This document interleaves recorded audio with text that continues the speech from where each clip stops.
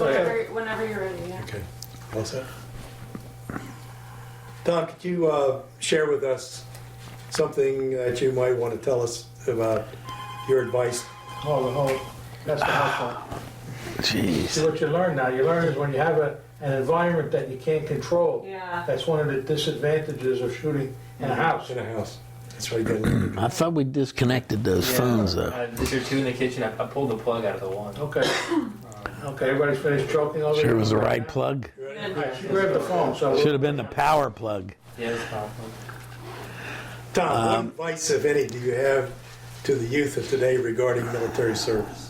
I think my service in the Marine Corps, those 2 years, did a lot to kind of give me the discipline I needed to go on through the rest of my life. I mean, initially it was kind of like, it's the challenge, oh, I can do this. But in the end, what you learn, number one, you learn about the world. You're no longer in your little, it's just yourself. And you realize what it takes that people have to work together as a unit, as a group, and be collective if you're going to get things accomplished. I think that service of some type is a good thing. If given the opportunity, I frankly think that the country ought to reconsider the draft. And I think that the draft would provide an opportunity for some of the youth that are having problems and issues, just like it did back in the 60s. Look, you know, you got the choice. You want to go to jail, you can go in the military. Join the Army, or, you know, that may sound bad, but in the end, it became a great option for a lot of those folks. And I think if we can get ourselves to where maybe we settle down in some of these conflicts, serving in the military is not a bad thing at all. That 2 years will change their lives. Or give an option of serving in AmeriCorps or something like that, or the Peace Corps. But there should be a service thing. I think that for the youth to understand the importance of giving back, putting in your time, because I mean, we talk about the greatest generation in World War II veterans, but if you go back and since the inception of this country, it's been the military and the strength.